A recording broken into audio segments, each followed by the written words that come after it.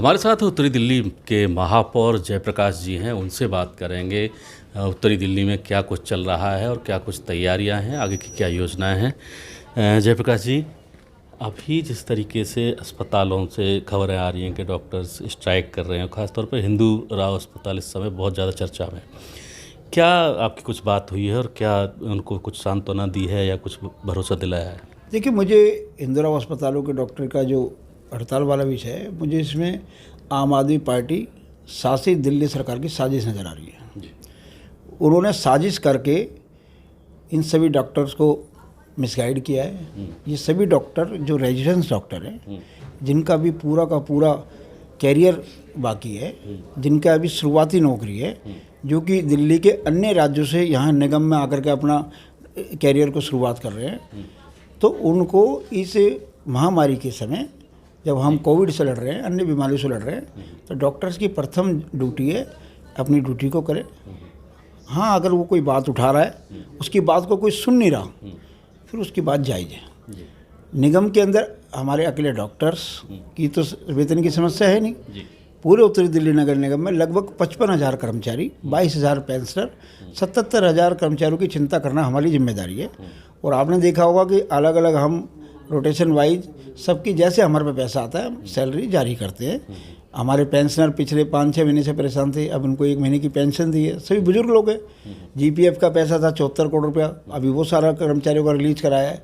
तो उत्तरी दिल्ली नगर निगम इस समय विपरीत परिस्थिति में काम कर रही है। इस समय मेरे सभी कर्मचारियों से निवेदन है कि वो संयम बरतते हुए हमारा सहयोग करें, ताकि हम सब चीज़ों को ठीक कर सकें। अगर काम रोकने कोई किसी चीज़ का समस्या का समाधान नहीं है। मेरे साहब, अभी सीनियर डॉक्टर्स की जो एसोसिएशन है, म्यूनिसिपल डॉक्टर्स एसोसिएशन, उसने भी लेटर लिखा है, एलजी से भी गुहार लगाई है, और उन्होंने एक जो केंद्र सरकार ने जारी किया था दिशा निर्देश कि अगर डॉक्टर्स को, यानी कि कोरोना के काम में जो भी लोग लगे हुए हैं, कोरोना वॉरियर्स, उनकी सैलरी समय से नहीं मिलेगी तो उनके खिलाफ कार्रवाई भी की जा सकती है। उन्होंने खुद मांग की है, सीनियर डॉक्टर्स ने भी। तो वही हमारा जो एक ही अस्पताल कोरोना कोविड केयर हॉस्पिटल था, बाकी हमारा जितने भी हॉस्पिटल हैं, चाहे वो कस्तूरबा हॉस्पिटल है, चाहे राजन बाबू हॉस्पिटल है, चाहे हमारा महर्षि अरविंद हॉस्पिटल है, गिरधारी लाल हॉस्पिटल है, वो तो नॉन कोविड हॉस्पिटल है। और हमारा जो दिल्ली का कोविड हॉस्पिटल था, उसका पैसा भी, जो कोविड हॉस्पिटल होता है महामारी के समय में, उसका सारा खर्चा राज्य सरकार को देना उसकी जिम्मेदारी है। ये एक्ट में लिखा हुआ है। 4 महीने से उसका 1 रुपया हमारे को नहीं मिला। तो दिल्ली सरकार क्या कहना चाहती है? चिट्ठी मेरी, पटवी मेरी, बाकी सब हमारा। ऐसा तो नहीं चलेगा। आप अपना पैसा जारी करो। आपका पैसा जारी करने के बाद अगर लोगों को पैसा ना मिले, उनकी सैलरी ना मिले, काम में पैसा ना लगे, तो आप हमारे पास सवाल खड़े कर सकते हो।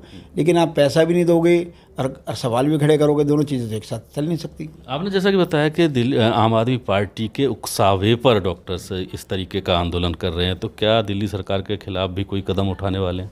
नहीं, बिल्कुल दिल्ली सरकार का इस समय रवैया गैर जिम्मेदाराना है। एक दिन पहले डॉक्टर से मैं मिलकर आता हूँ, क्योंकि मुझे ऐसा लगता है कि दिल्ली सरकार के पैर से उस दिन ज़मीन निकल गई, आम आदमी पार्टी के पैर से उस दिन ज़मीन निकल गई जिस दिन 27 दिन की हड़ताल मैंने 1 घंटे में समाप्त कराई। उनको लगा निगम के सभी कर्मचारी रोज़ हड़ताल कर रहे हैं, 27 दिन से हड़ताल चल रही है, ये हड़ताल कैसे ख़त्म हो गई? भाई, आप उनसे संवाद नहीं करोगे, उनसे बात नहीं करोगे, उनको विश्वास नहीं दिलाओगे, तो कोई भी हमारी नहीं सुनेगा। जब हमसे बात करते हैं, उनकी बात को सुनते हैं और उनकी समस्याओं का समाधान निकालते हैं, तो हमारी बात को सुनते हैं। तो उनको लगा कि किसी ना किसी को भड़काओ, तो कमज़ोर कड़ी जो हाथ में आई, उनको उसने आगे कर दिया। जी। अच्छा, क्या कर्मचारियों को कुछ जल्दी ही मिलने वाला है, सैलरी मिलने वाली है? नहीं, बिल्कुल। जैसे मैंने बताया, अभी 10 दिन पहले ही हमने सभी पेंशनर को 51 करोड़ रुपए की पेंशन 1 महीने की रिलीज़ करी, 74 करोड़ रुपया जीपीएफ का रिलीज़ किया, 125 करोड़ रुपया हमने अभी दिया है। और अभी आगे फिर हम अभी हमारे सफाई कर्मचारी हैं, हमारे डीवीसी कर्मचारियों को हमने वेतन दिया है। सफाई कर्मचारियों के वेतन की हम व्यवस्था कर रहे हैं। और हमने डॉक्टर्स को भी सबको कहा है कि आप थोड़ा पेशेंस रखो, जल्दी आपको भी 1 या 2 महीने की सैलरी मिलेगी। लेकिन सैलरी का मतलब क्या है? सैलरी का मतलब ये थोड़ा ना वो कहे सैलरी दे दो, हम कहना दे दी। सैलरी का अर्थ है कि उनके खाते में पैसा जाए। जी। पैसा जब जाएगा, जब पैसे की व्यवस्था होगी। व्यवस्था कहाँ से होगी? तो हम लगातार अपने रेवेन्यू को बढ़ा रहे हैं, हम उस पर काम कर रहे हैं। जो रेवेन्यू हमारे पे जैसे ही आता है, जितना इकट्ठा होता है, हम सैलरी रिलीज कर देते हैं। क्योंकि पिछले 4 महीने से तो दिल्ली सरकार ने हमें 1 रुपये भी नहीं दिया। जब 4 महीने से दिल्ली सरकार ने 1 रुपये भी नहीं दिया, तो 4 महीने में जितने लोगों की सैलरी इशू हुई है वो नगर निगम ने अपने एंड पे करके दी है। तो दिल्ली सरकार इस समय दिल्ली के अंदर जिम्मेदारी ना निभाते हुए गैर जिम्मेदारान बयान, गैर जिम्मेदारान बातें और एमसीडी को पैरालाइज करने का वो काम कर रही है। दिल्ली की जनता उनको देख रही है। पिछली बार भी वो गलती से जब दिल्ली में चुनकर के आए थे तो जनता ने निगम के अंदर उनको उखाड़ फेंका था।